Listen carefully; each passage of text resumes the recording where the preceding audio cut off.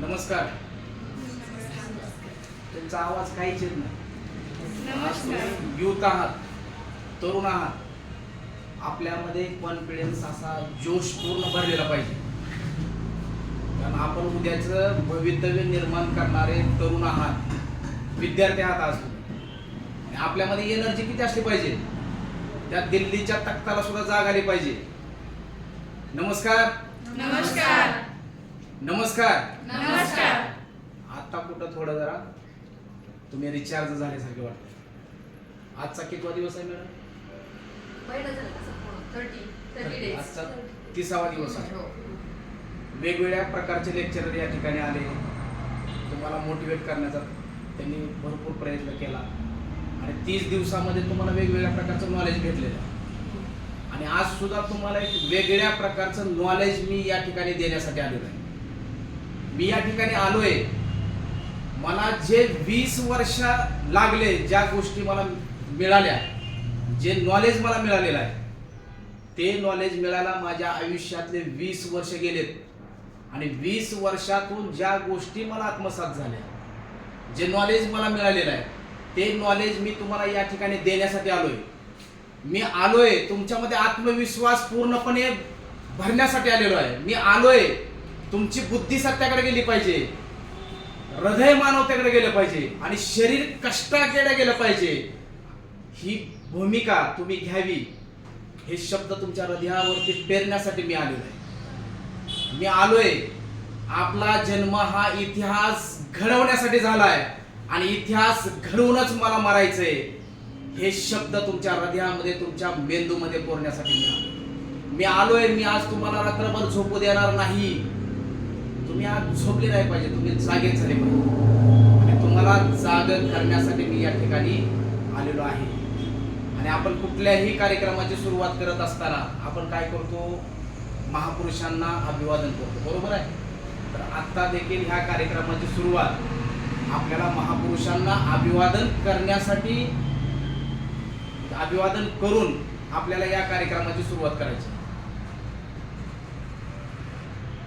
नाचू कीर्तनाचे रंगी, ज्ञानदीप लावू जगी, असा क्रांतिकारी संदेश देणारे आणि विठ्ठलाची भक्ती घराघरापर्यंत घेऊन जाणारे, माणसानं माणसासोबत माणसासारखं वागलं पाहिजे असा सिद्धांत प्रत्येक माणसाच्या मेंदूमध्ये कीर्तनासारख्या प्रभावी माध्यमातून पेरण्याचं काम ज्यांनी केलं, असे राष्ट्रसंत नामदेव महाराज, राष्ट्रसंत रविदास महाराज, राष्ट्रसंत कबीर महाराज, राष्ट्रसंत मीराबाई, राष्ट्रसंत कानोपात्रा, राष्ट्रसंत गोरोबा काका महाराज, राष्ट्रसंत नरहरी सोना, राष्ट्रसंत चोखामेळा, राष्ट्रसंत सेनाजी,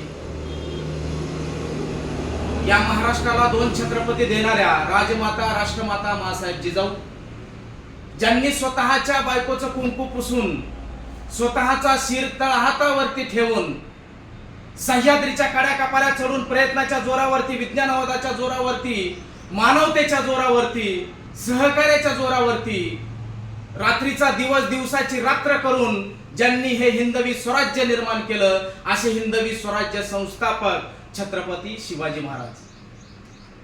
वयाच्या 14व्या वर्षी ज्यांनी बुधभूषण नावाचा ग्रंथ लिहिला आणि त्या बुधभूषण नावाच्या ग्रंथामध्ये त्यांनी ठणकावून सांगितलं की जे नशिबावरती अवलंबून राहतात त्यांच्यासारखा षंड कोणी नाही आणि जो प्रयत्नावरती विश्वास ठेवतो त्याच्यासारखा मर्द कोणी नाही, असा सांगणारा सिंहाचा छावा छत्रपती संभाजी महाराज. मन, बुद्धी आणि मनगट यांच्या जोरावरती आपण लोकाभिमुख असं राज्य निर्माण करू शकतो, असा विश्वास रयतेच्या मनामध्ये निर्माण करणाऱ्या राजमाता अहिल्यादेवी होळकर, ज्यांनी छत्रपती शिवरायांच्या समाधीचा शोध लावला, छत्रपती शिवरायांवरती पहिला पवाडा लिहिला आणि मुलींची पहिली शाळा काढणारे राष्ट्रपिता महात्मा ज्योतिराव फुले, ज्यांनी मुलींच्या शिक्षणासाठी या देशातल्या स्त्रिया स्वतःच्या पायावरती उभ्या राहाव्यात यासाठी अक्षरशः समाज कंटकाचे दगडगोटे आपल्या अंगावरती झेलण्याचं काम केलं, सेनाचे शिंतोडे झेलण्याचे काम केलं. अशी विद्येची खरी देवता सावित्रीबाई फुले. स्वराज्य हा माझा जन्मसिद्ध अधिकार आहे आणि तो मी मिळवणारच. असं म्हणून इंग्रजांच्या विरोधामध्ये बंड करून पेटून उठणारे आणि राष्ट्रपिता महात्मा ज्योतिराव फुलेंनी सुरू केलेली शिवजयंती पुढे तशीच चालू ठेवणारे लोकमान्य टिळक, माणसातील राजा, राजातील माणूस, राजश्री शाहू महाराज, तुझं गावच नाही का तीर्थ, तू रिकाम कशाला फिरत, असा क्रांतिकारी संदेश देणारे राष्ट्रसंत तुकडोजी महाराज, पृथ्वी ही शेषाच्या मस्तकावरती तरलेली नसून कष्टकरी माणसाच्या तळहातावरती वसलेले असा विज्ञानवादी दृष्टिकोन सांगणारे साहित्यरत्न अण्णाभाऊ साठे, गावागावामध्ये जाऊन तर केर कचरा काढलाच, परंतु रात्री कीर्तनासारख्या प्रभावी माध्यमातून तुम्ही मुलांच्या शिक्षणासाठी तुम्ही तुमच्या घरातल्या जमिनी विका, तुमची घरं विका, तुमच्या घरातील भांडी विका, तुम्ही ज्या ताटामध्ये जेवण करताय, जी भाकरी ज्या ताटामध्ये तुम्ही खाताय ते ताट विका, हातावरती भाकरी खा, परंतु तुम्ही तुमच्या लेकरांना शिक्षण देण्याचं काम करा, असा क्रांतिकारी परिवर्तनाचं काम करणारे, समाज प्रबोधन करणारे राष्ट्रसंत गाडगे महाराज, 100 दिवस शेळी म्हणून जगण्यापेक्षा 1 दिवस वाघ म्हणून जगा, असा क्रांतिकारी संदेश देणारे आणि या भारतीय राज्यघटनेचे शिल्पकार भारतरत्न, विश्वरत्न डॉक्टर बाबासाहेब आंबेडकर, ज्या ज्या महामानवांनी, ज्या ज्या महान स्त्रियांनी आपल्या आयुष्यातील वर्षे, वर्षातील महिने, महिन्यातील तास, तासातील मिनिट, मिनिटातील प्रत्येक क्षण दिला, त्या सर्व महामातांना आणि त्या सर्व महापुरुषांना आपल्या सर्वांच्या टाळ्यांच्या गजरामध्ये मी या ठिकाणी प्रथमतः अभिवादन करतो. आज खरं तर मी आलोय की माझा जन्म हा इतिहास घडवण्यासाठी झालाय आणि इतिहास घडवूनच मला मरायचंय. हे शब्द मी तुमच्यामध्ये पेरण्यासाठी आलो. तुम्ही जर शब्द पेरले, विचार उगवतात, विचार पेरले सवय उगवते, सवय पेरली चारित्र्य उगवतं आणि चारित्र्य जर पेरलं तर इतिहास घडवण्याची प्रेरणा तुमच्यामध्ये आल्याशिवाय राहणार नाही. ताकद जर कशाची असेल, ही ताकद आहे शब्दाची. शब्द तुम्हाला प्रेरणा देतात, शब्दामुळे तुमच्यातला कॉन्फिडन्स वाढणार आहे आणि तो कॉन्फिडन्स वाढवण्यासाठी आज मी या ठिकाणी उभा आहे. मी तुम्हाला काही मूलमंत्र देणार आहे. ते मूलमंत्र तुम्ही तुमच्या जीवनामध्ये लागू करायचे. सक्सेस होण्यासाठी, उतुंग भरारी घेण्यासाठी तुम्हाला कुठल्याही प्रकारच्या ट्रेसमध्ये जाण्याची गरज नाही. कुठलाही प्रकारचा ट्रेस तुम्ही तुमच्या मेंदूमध्ये घ्यायची गरज नाही. याचा शोध लावण्यासाठी माझ्या आयुष्यातले 20 वर्ष गेलेले आहेत. कुठल्याही प्रकारचा ट्रेस न घेता मला माझ्या आयुष्यामध्ये सक्सेस व्हायचंय. माझा जन्म इतिहास घडवण्यासाठी झालाय आणि इतिहास घडवूनच मला मरायचंय हे समजण्यासाठी माझ्या आयुष्यातले 20 वर्ष गेलेत. आणि त्याच्यामध्ये काही मूलमंत्र मी तुम्हाला या ठिकाणी सांगणार आहे. ते मूलमंत्र तुमच्याकडे जर समजा पेन असेल तुम्ही लिहून घेऊ शकताय, किंवा तुमची स्मरणशक्ती जर स्ट्रॉंग असेल तर तुम्ही तुमच्या डोक्यामध्ये पण घेऊ शकताय. एकदम सोपे सोपे मूलमंत्र मी तुम्हाला या ठिकाणी सांगणार आहे.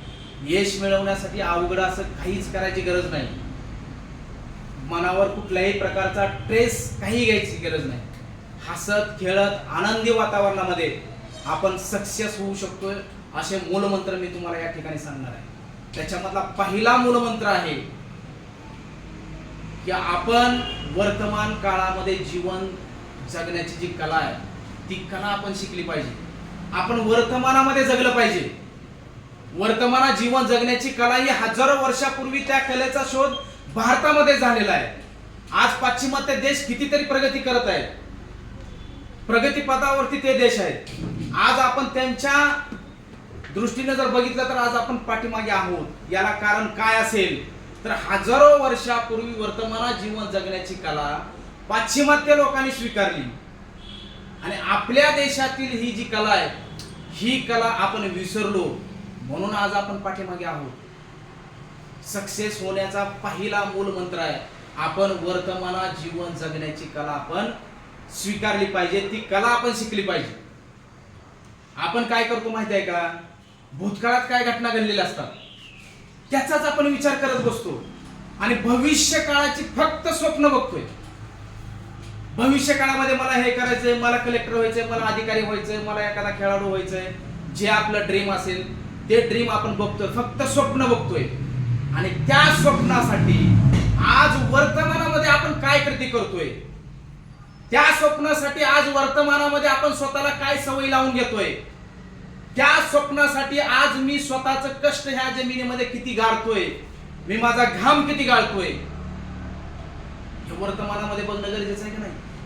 का फक्त स्वप्न बघायची आणि वर्तमानात झोपा काढायच्या, फक्त स्वप्न करायची, भूतकाळात रममान व्हायचं, फक्त उद्याची स्वप्न बघायची. सगळ्यात महत्वाचं काय असेल तर आज आपण काय करतोय याच्यावरती पुढचं आपलं भवितव्य अवलंबून आहे. जो कहेगा परसो बीत गए बरसो, जो कहेगा कल दिन गए टल, जो कहेगा आज वही करेगा राज. जर तुम्हाला तुमच्या दुनियाचा राजा व्हायचा असेल तर तुम्हाला आजवर फोकस करावा लागेल. तुम्ही जर आजवर फोकस केलं, तुम्ही कुठल्याही क्षेत्रामध्ये उडी मारा, त्या क्षेत्राचा तुम्ही किंग झाल्याशिवाय राहणार नाही, त्या क्षेत्राचा तुम्ही बादशाह झाल्याशिवाय राहणार नाही. ही ताकद जर कशामध्ये असेल तर ती वर्तमानात जीवन जगण्यामध्ये ताकद आहे. समजा मी आज या ठिकाणी माझं प्रेझेंटेशन करतो, मी तुम्हाला मोटिवेशनल करण्याचा या ठिकाणी प्रयत्न करतोय, आणि मी जर भूतकाळामध्ये रममान असेल, भूतकाळात काय घडलेल्या गोष्टी असतात त्याच्याच जर मी चिंता करत बसलेला असेल आणि भविष्य काळाची फक्त मी स्वप्नच घेत असेल बघत असेल, किंवा भविष्य काळाचा मी फक्त वेध घेत असेल, मला तुम्हाला काय मोटिवेट करायचंय हे मी प्रभावीपणे करू शकणार आहे का? आणि तुम्ही या ठिकाणी ऐकायला बसलेले आहात, आणि ऐकायला बसल्यानंतर तुमच्या भूतकाळात काय घटना घडलेल्या असतात आणि तुमचं मन जर भूतकाळात असेल आणि तुम्ही भविष्य काळाची फक्त स्वप्नच बघत असाल किंवा भविष्य काळाचा वेध घेत असाल तर मी काय बोलतो हे तुमच्या डोक्यात बसणार नाही. त्यामुळं मी वर्तमानात राहणं गरजेचं आहे, आणि तुम्ही ऐकायला बसलेले सर्व विद्यार्थी तुम्ही वर्तमानात राहणं गरजेचं आहे. जर आपण दोघं वर्तमानामध्ये राहिलो तर मी काय तुम्हाला सांगणार आहे हे तुमच्या डोक्यामध्ये बसणार आहे, आणि तुम्हाला काय पाहिजे याचा वेध मी घेऊ शकतो, तुमच्या हृदयाचा वेध मी घेऊ शकतो. त्याला काय असलं पाहिजे? मी वर्तमानात असलं पाहिजे आणि तुम्ही वर्तमानामध्ये असलं पाहिजे. तर मला तुम्हाला चांगल्या चांगल्या गोष्टी देता येणार आहेत आणि तुम्हाला मी सांगितलेल्या गोष्टी ग्रहण करता येणार आहेत. थांबणार आहेत ना वर्तमानामध्ये? बिलकुल तुमचं मन कुठेही भटकू देऊ नका, कारण आता जे तुमचं वय आहे हे वय बुद्धी कमवण्याचं वय आहे, हे वय शरीर कमवण्याचं वय आहे, हे वय मानवता कमवण्याचं वय आहे, हे वय डिग्र्या मिळवण्याचं वय आहे.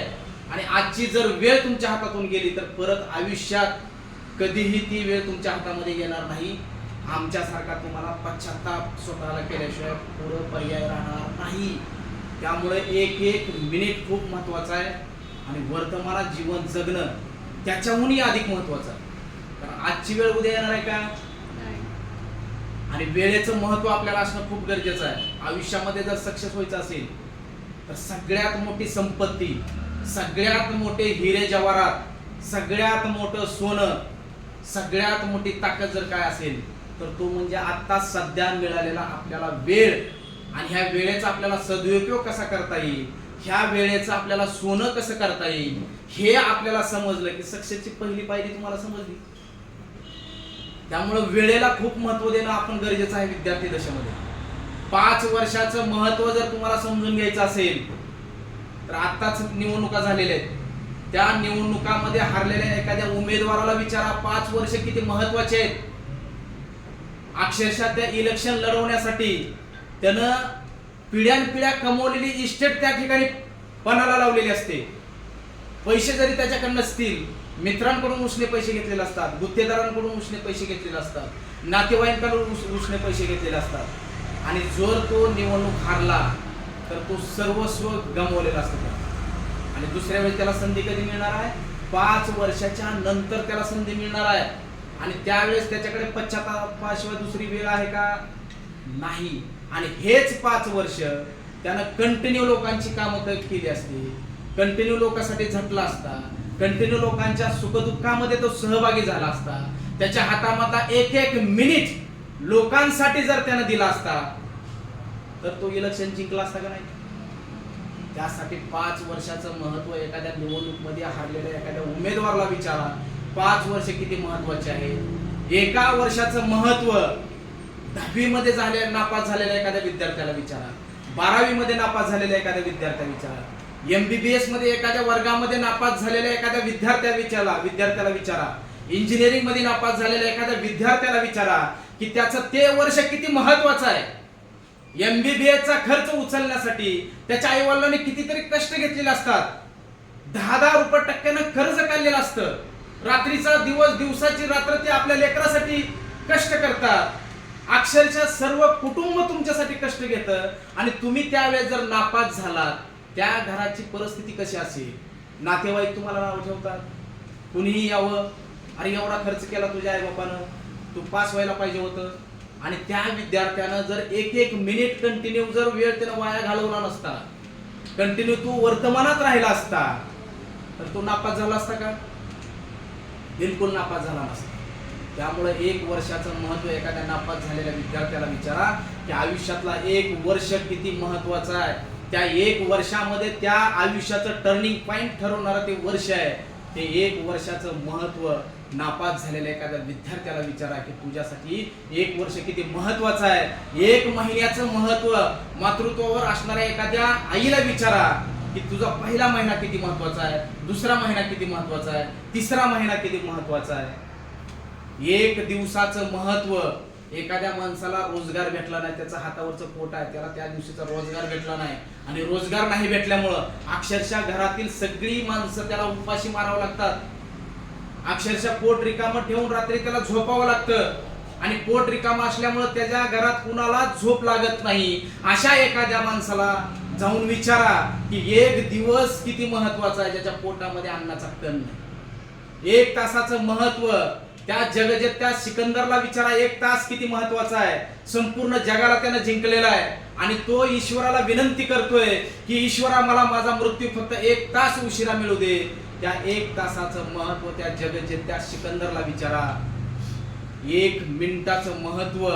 वर्ल्ड ट्रेड सेंटरवर ज्यावेळेस हल्ला झाला आणि हल्ला होण्याच्या अगोदर 1 मिनिट अगोदर एखादा सुरक्षित त्या बिल्डिंगच्या बाहेर पडणाऱ्या एखाद्या नागरिकाला विचारा 1 मिनिट किती महत्वाचा आहे. आणि एका क्षणाचं महत्व त्या धावपटूला विचारा की तो धावत असताना, रनिंग करत असताना सुवर्ण पदक मिळता त्याला रौप्य पदकावरती समाधान मानावं लागतं. 1 नंबर येता त्याचा 2 नंबर येतो. त्या धावकाला विचारा 1 सेकंदाचं महत्व किती महत्वाचं आहे. आपण आपल्या जीवनामध्ये इथून पुढे वेळेला किंमत देणार आहेत का नाही? वर्तमानात जीवन जगणार आहेत का नाही?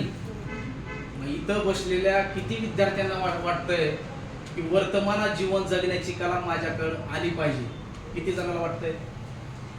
सर्वांनाच वाटतंय. आणि ती कला मी तुम्हाला इथं शिकवून जाणार की जी कला मी शिकलोय, मी माझं आयुष्य वर्तमानामध्ये जगतोय.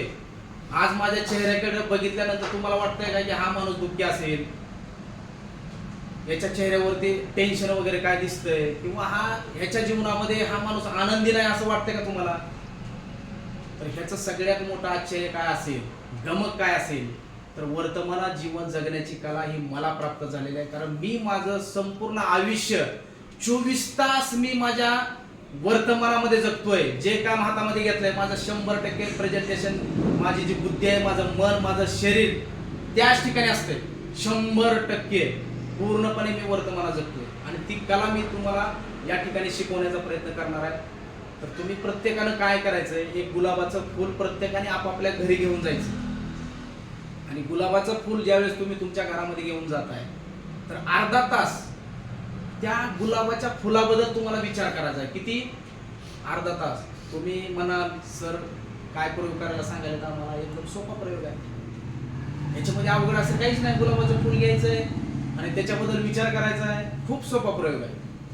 परंतु ज्या वेळेस तुम्ही तो प्रयोग करायला बसणार आहे, अर्धा तास तुमच्या डोक्यामध्ये दुसरा कुठलाच विचार आला नाही पाहिजे. कंटिन्यू अर्धा तास तुम्हाला त्या गुलाबाच्या फुलाबद्दल विचार करायचा आहे. त्याच्यामध्ये तुम्ही विचार करू शकताय की ह्या गुलाबाच्या फुलाची डिझाईन अशी कसं काय, त्या डिझाईन बद्दल तुम्ही विचार करू शकताय. वरचा कलर वेगळा आहे, खालचा कलर वेगळा आहे, याच्याबद्दल तुम्ही विचार करू शकताय. वरचा भाग मुलायम आहे, खालचा भाग जाडजूड आहे, याच्याबद्दल तुम्ही विचार करू शकताय. त्याच्या सुगंधाबद्दल तुम्ही विचार करू शकताय. त्या गुलाबाच्या फुलाचा वापर कशासाठी होतो? देवाला अर्पण करण्यासाठी त्याचा वापर होतो, मित्राला देण्यासाठी त्याचा वापर होतो, गुच्छ तयार करण्यासाठी त्याचा वापर होतो. ह्या गोष्टी सातत्यानं तुम्ही त्या गुलाबाच्या फुलाबद्दल अर्धा तास तुम्ही 40 दिवस जर करत राहिलात आणि 40 दिवसाच्या नंतर तुम्ही 10 मिनिटापर्यंत जरी पोहोचलात, किती 10 मिनिटं, आणि गुलाबाच्या फुलाचा विचार करताना तुमच्या मनामध्ये विचार येईल, जरा मोबाईल बघू, एखादी रील बघू, त्या ठिकाणी तुमचा प्रयोग अयशस्वी झाला असं म्हणता येईल. दुसऱ्या विचाराला तुमच्या डोक्यामध्ये येऊच द्यायचं नाही. आपल्या सिरियलचा टाइम झालेला आहे, आता आपण थोडीशी सिरियल बघू, किंवा एखादा असतो आई वडील काहीतरी बोललेला असतात, त्याबद्दल तुमच्या डोक्यामध्ये विचार येतो. तो विचार तुम्ही तुमच्या डोक्यामध्ये येऊ द्यायचा नाही. फक्त गुलाबाच्या फुलाचा तुम्हाला विचार करायचा आहे. आणि 10 मिनिटापर्यंत तुम्ही 40 दिवसानंतर हा प्रयोग जर तुमच्याकडून सक्सेस झाला तर वर्तमानात जीवन जगण्याची कला तुम्हाला अवगत झाली असं म्हणता येईल. आणि ज्या वेळेस इथं येणारे जे काही शिक्षक असतात, प्राध्यापक असतात, ते शिक्षक प्राध्यापक इथं जे शिकवतील आणि तुम्ही इथं बसून त्यांचं पूर्णपणे ग्रहण करू शकताय, आणि तुम्ही जर पूर्णपणे वर्तमानात जर राहिलात तर तुमचा 100 नाही 200% अभ्यास इथं तुमच्या वर्गामध्ये झालाय असं आपल्याला म्हणता येईल. तुम्हाला कुठल्याही प्रकारची टेन्शन लावायची गरज नाही, तुम्हाला कुठल्याही प्रकारचा वेगळा अभ्यास करायची गरज नाही, तुम्हाला कुठल्याही प्रकारचा ट्रेस घ्यायची गरज नाही, कारण तुमचा 100% अभ्यासच इथं झालाय. मग इथं तुमचा 100% अभ्यास झालाय, त्यानंतर तुम्हाला वेळ भरपूर मिळणार आहे ना घरी. त्याच्यामध्ये तुम्ही तुमच्या आवडीचे छंद जोपासू शकताय, तुमच्या आवडीच्या गोष्टी तुम्ही करू शकताय, कारण इथं तुम्ही पूर्णपणे वर्तमानात राहिलात. त्यामुळं शिक्षक काय शिकवतात हे पूर्णपणे तुमच्या डोक्यामध्ये गेलेलं आहे. आणि ज्या वेळेस आपल्या भारतातल्या शिक्षण क्षेत्रानं वर्तमानात जीवन जगण्याची कला जर प्रत्येक विद्यार्थ्यामध्ये जर अवगत केली आणि प्रत्येक विद्यार्थ्यानं वर्तमानात जीवन जगण्याची कला जर ग्रहण केली, तर माझा 100 नाही 200% विश्वास आहे की आपला भारत देश महासत्ताशाली झाल्याशिवाय राहणार नाही. ही ताकद जर कशाची असेल तर ती ताकद आहे वर्तमानात जीवन जगण्याच्या कलेमध्ये. मग करणार ना तुम्ही तो प्रयोग 100%? नक्की वर्तमानात जीवन जगायचंय ना तुम्हाला.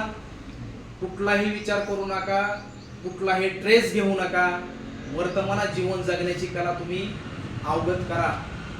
माझा फायदा झालाय, तुमचा फायदा झाला पाहिजे. आणि दुसरा मूलमंत्र आहे की आपण स्वतःचं नेतृत्व आहे आपण स्वतः केलं पाहिजे. एक चांगला नेता हा सन्मान लावतो, तो वाईट नेता हा वाम मागायला लावतो. आपल्यामध्ये एक चांगला नेता आहे आणि आपल्या स्वतःमध्ये एक वाईट नेता आहे. चांगला नेता आपल्याला काय सांगतोय, उठलं पाहिजे. चांगला नेता आपल्याला काय सांगतोय, सकाळी असलं पाहिजे. चांगला नेता आपल्याला काय सांगतोय, आपण अभ्यास केला पाहिजे. चांगला नेता आपल्याला काय सांगतो की आई वडील आपल्या भविष्यासाठी त्यांच्या आयुष्यातला एक एक मिनिट द्या, त्यांच्या शरीराचा कण आणि कण आपल्यासाठी लागले. आपण आपलं भविष्य उज्ज्वल आपण निर्माण केलं पाहिजे. आपला जन्म हा इतिहास घडवण्यासाठी झालेला आहे, हे चांगला नेता आपल्याला सांगतोय. आणि आपल्यामध्ये एक वाईट नेता आहे, आपल्याला काय सांगतोय, जाऊ दे एक दिवस आपलं काय फरक नाही. आई वडील आपल्याला काय असतील तर आपल्यातला वाईट नेता सांगतोय, आपण काय केले ते आपण सांगायला. एक वाईट नेता आपल्याला सांगतो, आपल्यातला वाईट नेता आपल्याला काय सांगतोय, जाऊ द्या एक रील बघू. झोपायच्या अगोदर आपण फेसबुक वरली, इंस्टाग्राम वरली एखादी रील बघू. एक रील बघण्याच्या आधामध्ये आपली रात्र कधी जाते हे आपल्याला आपलं समजत नाही. त्यामुळं आपण आपल्या त्या चांगल्या नेत्याचं ऐकायचं का वाईट नेत्याचं ऐकायचं हे कोणी ठरवलं पाहिजे, आपण स्वतः ठरवलं पाहिजे. माझ्या अनुभवाच बोल या ठिकाणी बोलतो मी, कुठलंही पुस्तक वाचून पाठांतर करून बोलणारा मोटिवेशनल स्पीकर नाही.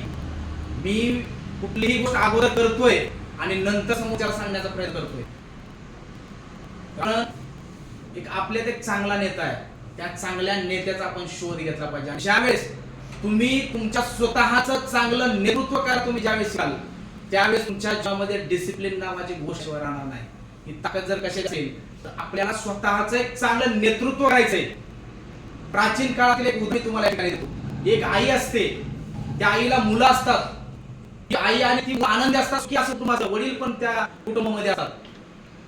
आणि एक दिवस त्या घरातील कर्ता पुरुष जंगलामध्ये लाकड तोडण्यासाठी गेला.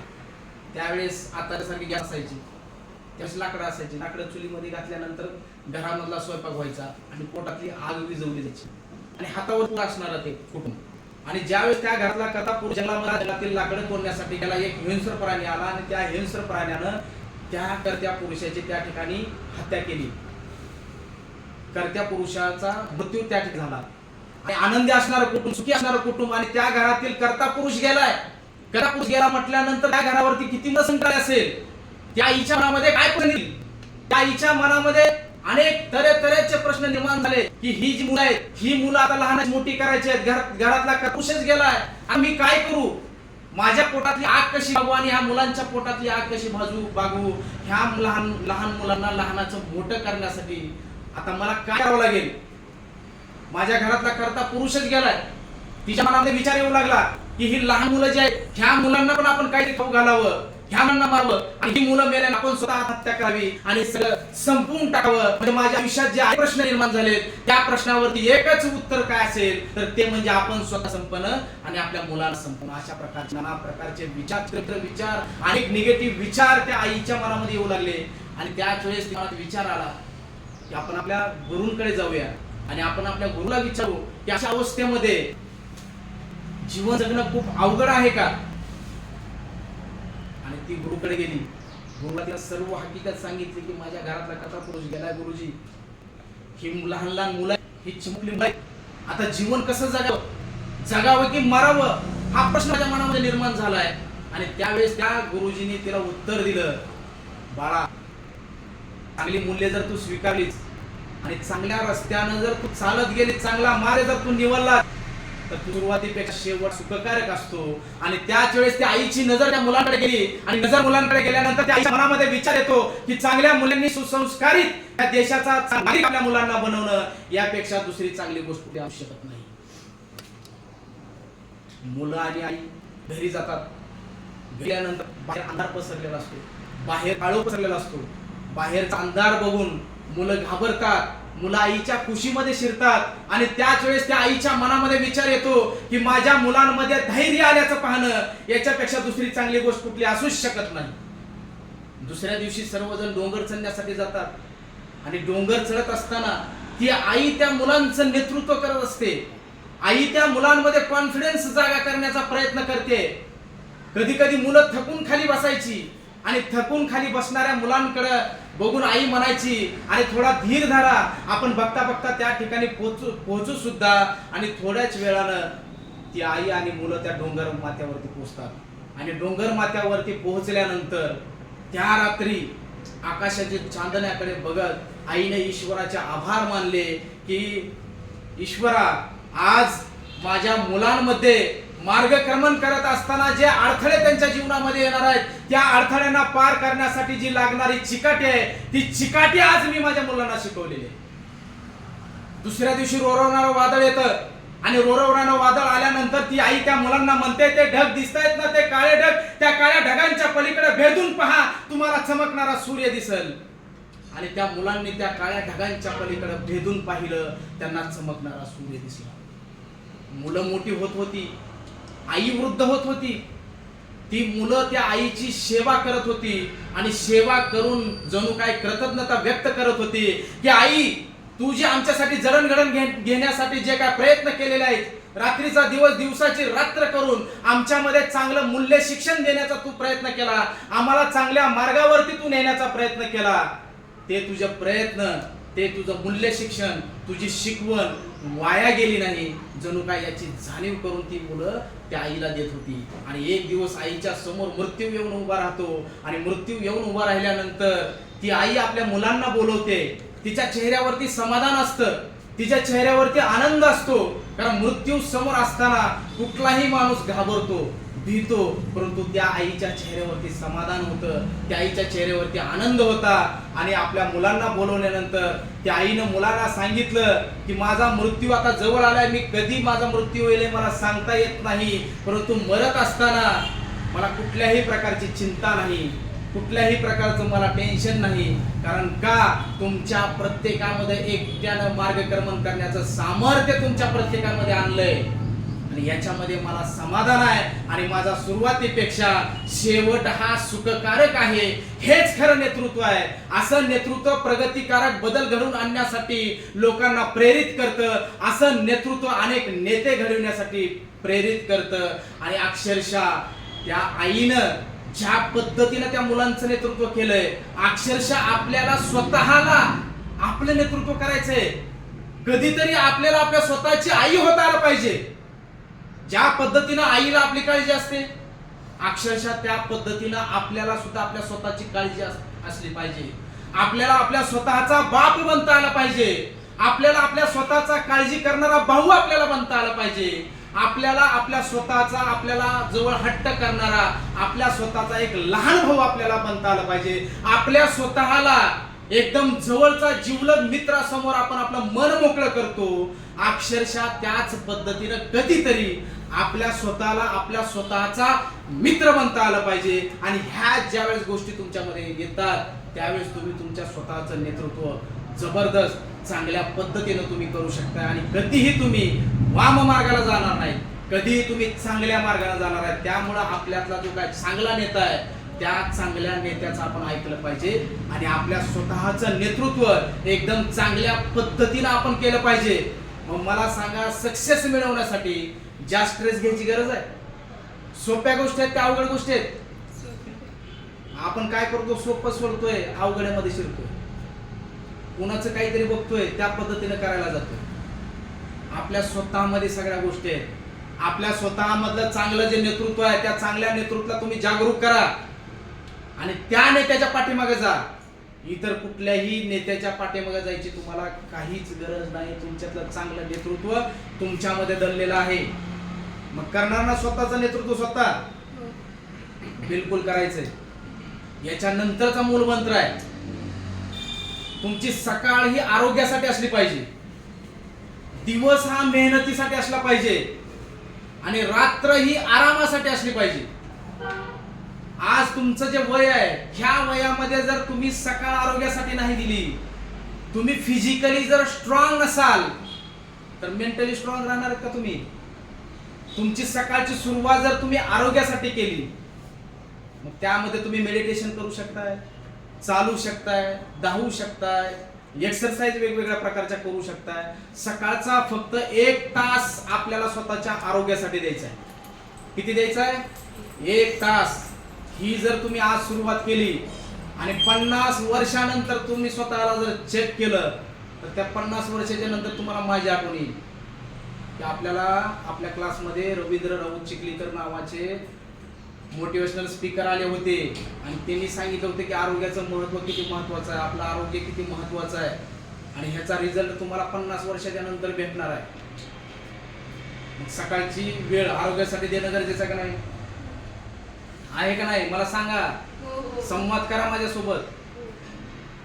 मग देणार का नाही सकाळची वेळ आरोग्यासाठी? समजा इथं बसलेला कोणी 8 वाजता उठत असेल, समजा तुम्हाला उद्यापासून सुरुवात करायची आणि 8 वाजता उठायचंय. आज मी आलो, तुम्हाला मोटिवेट केलं, तुम्ही मोटिवेट झालाय आणि लगेच तुम्ही सकाळी 4चा अलार्म लावलाय. 8 वाजता उठणारा माणूस 4 वाजता उठू शकतो का? किंवा 4 वाजता उठून लगेच तो 3 तास 4 तास व्यायाम करू शकतो का, एक्सरसाइज करू शकतो का? बिलकुल करू शकत नाही. त्यामुळे तुम्हाला काय करायचंय, 8 वाजता जर तुम्ही उठत असाल तर तुम्हाला 15 मिनिटं अगोदर उठायचं. फक्त किती? 15. हे मी केलंय म्हणून मी तुम्हाला सांगतो. 15 मिनिटं अगोदर. किती दिवस? 8 दिवस. 8 दिवस पावणे 8 वाजता उठायचे. 8 दिवस फक्त काय करायचं, 15 दिवस तुम्हाला व्यायाम करायचे, 15 मिनिटच व्यायाम करायचा. परत 8 दिवस झाले, पावणे 8च्या ऐवजी तुम्हाला काय करायचं, 7:30चा अलार्म लावायचा. मग किती वेळ झाला तुमचा? अर्धा तास. 8 दिवस अर्धा तास तुम्ही एक्सरसाइज करायला लागला. 8 दिवस झाल्यानंतर 7:30चा 7:15ला अलार्म लावायचा. मग आपल्याला काय सोपं वाटणार आहे? 15 मिनिटं फक्त आपल्याला लवकर उठायचं. सोपी गोष्ट वाटणार आहे नाही. आणि ते मी केलंय. हे नेपोलियन हिलचं मी एक पुस्तक ऐकलं होतं. त्या पुस्तकामध्ये त्यांनी ही पद्धत सांगितलेली आहे की तुम्ही लगेच असं मोठं काम हातामध्ये घेऊ नका. सुरुवात करायची ना, तुम्हाला 1 पाऊल उचला. छोट्या छोट्या गोष्टीपासून तुम्ही सुरुवात करा.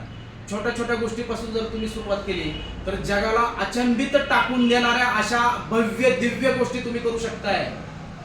जर मला तुम्ही 1 वर्षाखाली जर बघितलं असतं, माझं वजन 82 किलो झालं होतं. किती? 82 किलो. अक्षरशः हे पोट जे आहे इथं असं ताट ठेवून जेवायची वेळ येते काही, असं एवढं मोठं पोट झालं. आणि अक्षरशः मला त्रास व्हायला लागला. चालत असताना धापा लागायला लागल्या, कुठं दिवसभर मन लागणं झालं. पुस्तक जरी वाचलं तर ते डोक्यात व्यवस्थित बसणं झालं आणि त्या ठिकाणी मन लागणं झालं. म्हणजे मी पूर्णपणे वर्तमानाचे जीवन जगायचो ते जगू शकत नव्हतो, कारण माझं वजन खूप वाढलेलं होतं, शरीर माझ्या कंट्रोलच्या बाहेर गेलं होतं. अक्षरशः असं वाटत होतं की मला कधी बोलवून येते की कुठल्याच गोष्टीवर कंट्रोल नाही, खाण्यापिण्यामध्ये कंट्रोल नाही, जागरणामध्ये कंट्रोल नाही, एकदम बेशिस्त नावाचा प्राणी मी झालो. आणि मी ठरवलं की आपल्याला बदल करणं खूप गरजेचं आहे. आणि अक्षरशः हे 15-15 मिनिटं जे मी तुम्हाला सांगितलेत आता, ते मी स्वतः अनुभवले. मी वेट लॉस करायचं असं ठरवलं आणि वेट लॉसमध्ये सगळ्यात जास्त जर मला मदत कशी झाली असेल तर मोबाईलची मला सगळ्यात जास्त मदत झालेली आहे. कारण त्या मोबाईलमध्ये मी बघायचं की वेट लॉस करण्यासाठी कुठल्या एक्सरसाइज करावं लागतात, वेट लॉस करण्यासाठी कुठल्या प्रकारचे नाही करावं लागतं. अक्षरशः 4 महिन्यामध्ये मी माझं 20 किलो वेट लॉस केलं. किती? 4 महिन्यामध्ये 20 किलो वेट लॉस. कुठल्याही प्रकारची गोळी खाल्लेली नाही, कुठल्याही प्रकारचं बाहेरचं काही केलं नाही. आज जो माझा चेहरा एवढा तुम्हाला दिसतोय, त्यावेळेचा जर चेहरा तुम्ही बघितला की असा चेहरा असा मोठा झाला होता. रानबोका कसा असतो शेतामध्ये, त्या बोक्याच्या चेहऱ्यामध्ये आणि माझ्या चेहऱ्यामध्ये काहीच बदल नाही. असा मोठा झाला एकदम. डोळे सुद्धा दिसत होते माझे. ह्या असं वाण म्हणजे चेहरा कुठल्याही प्रकारचं काही लावून नाही. आज जो मी फ्रेश दिसतोय याचं कारण जर काय असेल तर माझी सकाळ आरोग्यासाठी असते. आणि मी जवळजवळ तुम्हाला आश्चर्य वाटेल बसलेल्या विद्यार्थ्यांना 15 मिनिटापासून मी 4 तासापर्यंत एक्सरसाइज केलेला माणूस आहे. सुरुवातीला 15 मिनिटापासून मी 4 तासापर्यंत गेलोय. 10 किलोमीटर पर्यंत मी माझी जॉगिंग 10 किलो जॉगिंग करायला 1.5 तास लागायची. 1.5 तास पुढचा एक्सरसाइज, एक एक्सरसाइज 100 वेळेस करायचे मी. आणि मला त्यावेळेस समजलं की आपलं शरीर थकत आहे, आपलं मन थकलं की आपलं शरीर थकतंय. एकच गोष्ट तुम्हाला कंटिन्यू करायची, एकच गोष्ट. तुमचं जर मन थकलं, शरीर काहीच करू शकत नाही. मागच्या 6 दिवसाच्या खाली मी माझं स्वतःचं रेकॉर्ड बनवलेलं आहे. स्वतःचं 2 तासामध्ये मी 20 किलोमीटरचं अंतर पार केलं. किती?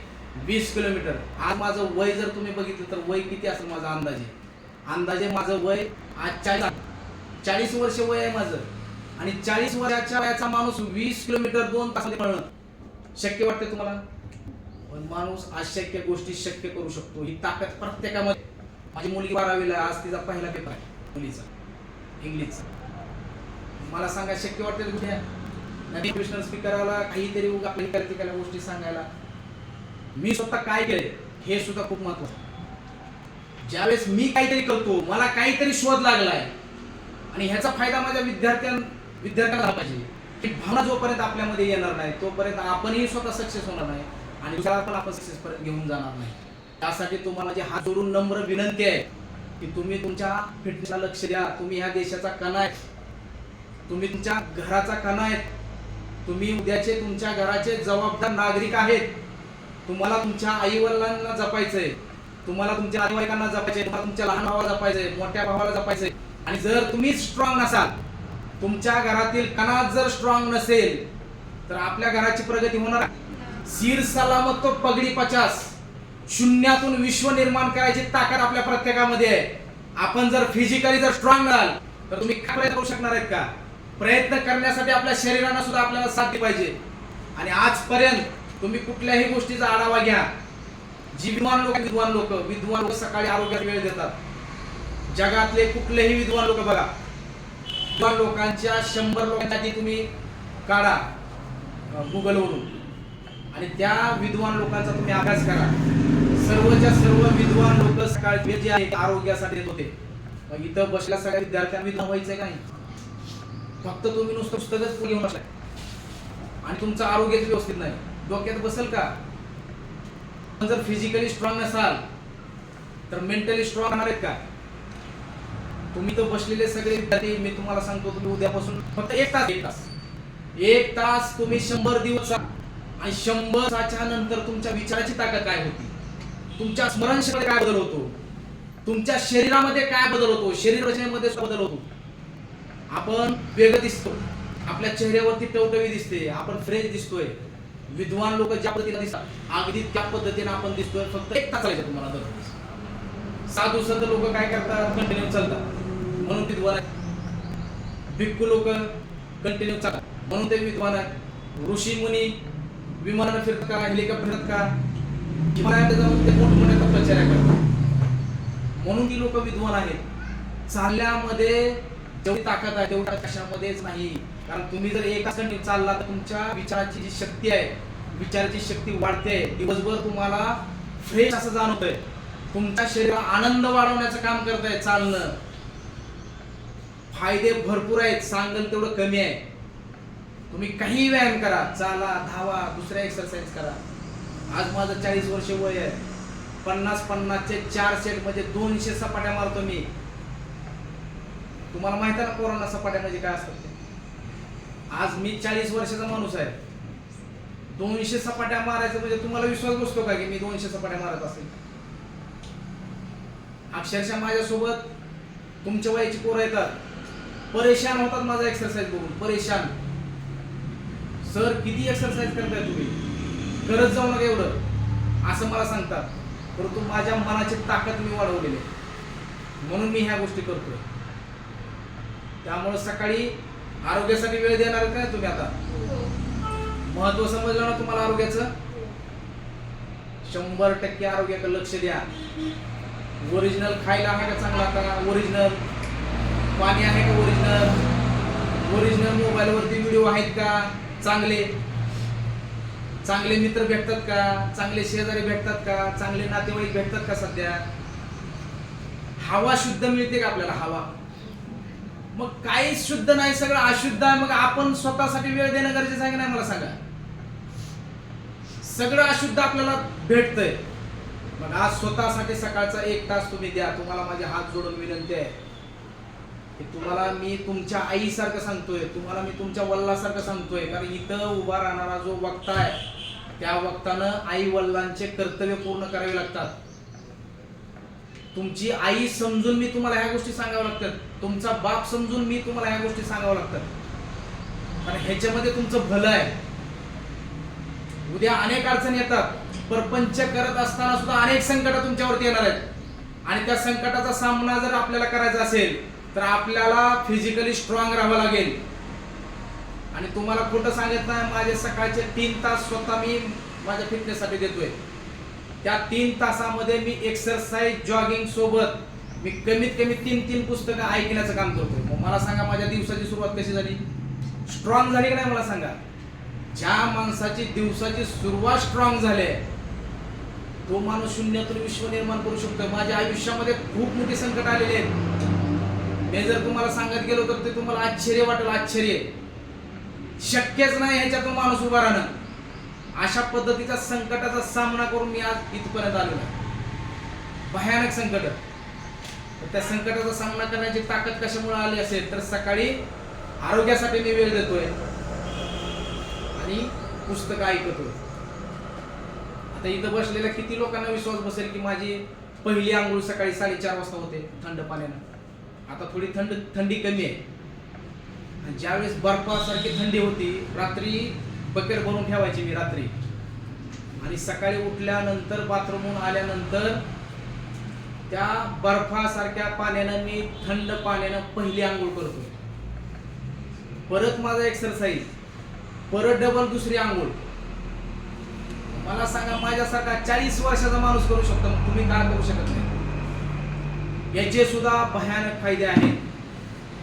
मी अनुभवलेल्या गोष्टी आहेत.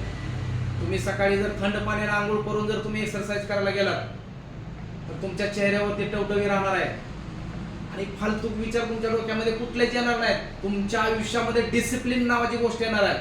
तुम्ही स्वतःमध्ये बिझी राहणार आहेत. अरे 4:30 वाजलेत, मला आंघोळ करावं लागतं. 4:45 वाजलेत, मला बूट घालावं लागते. 5 वाजलेत, मला स्टार्ट करावं लागते जॉगिंगला. 6 वाजलेत, चला परत आंघोळ करावं लागते. 6:15 वाजलेत, चला पहिला आपल्याला डाएट घ्यायचा आहे. 6:30 वाजलेत, आपल्याला तयार झालं पाहिजे. सकाळची तुमची सुरुवात स्ट्रॉंग होईल का नाही मला सांगा. माझ्यासारखा 40 वर्षाचा माणूस हे करू शकतोय, तुम्ही का करू शकत नाही? खूप मोठी ताकद आहे. तर तुम्ही सकाळची वेळ ही आरोग्यासाठी द्या. देणार ना? कॉन्फिडन्सली का नुसतं हो आता मोटिवेट झाला, उद्या पुन्हा 4चा अलार्म मगाशी सांगितल्यासारखं नाही, आता 4 वाजता कशाला उठायचं? तर आरोग्यासाठी द्या. उद्या तुमचं भवितव्य एकदम जबरदस्त राहणार आहे. आणि इथं मुलींची संख्या भरपूर आहे. मुलींसाठी तर आरोग्यासाठी वेळ देणं खूप गरजेचं आहे. कारण भविष्यामध्ये आपले लग्न होणार आहेत. लग्न झाल्यानंतर मुलं वगैरे आपल्याला त्या गोष्टी सर्व सहन करावं लागणार आहेत. कारण मी 3 मुलींचा बाप आहे. मी माझ्या मुलींना सुद्धा ह्याच गोष्टी सांगतो की तुम्ही स्ट्रॉंग राहणं गरजेचं आहे. संकट ही जास्त मुलींच्या नशिबाला असतं. त्यामुळं आपण झाशीची राणी बनलं पाहिजे, जिजाऊ बनलं पाहिजे, सावित्रीबाई फुले बनलं पाहिजे. निधड्या अंतकरणानं आपण सगळ्या गोष्टीला सामोरं गेलं पाहिजे. आयुष्यामध्ये काहीच नाही. आपल्याकडे जर कॉन्फिडन्स असेल, फिजिकली आपण जर स्ट्रॉंग असाल, मेंटली स्ट्रॉंग असाल, तर तुम्ही तुमच्या आयुष्यामध्ये येणाऱ्या प्रत्येक संकटाचा सामना विदाऊट स्ट्रेस घेता तुम्ही करू शकताय. ही ताकद कशामध्ये आहे? ही आपल्या स्वतःमध्ये आहे. सिर सलामत तो पगडी 50. उद्ध्वस्त झालो, परत शून्यातून विश्व निर्माण करण्याची ताकद आपल्यामध्ये येणार आहे. जसा फिनिक्स पक्ष राखेतून उंच भरारी घेतो, तशी आपण उंच भरारी प्रत्येक वेळेस घेणार आहेत. 100 वेळेस जरी उद्ध्वस्त झालो तर 100 वेळेस उठून उभा राहण्याची ताकद ह्याच्यामध्ये आहे. त्यामुळं आपण फिजिकली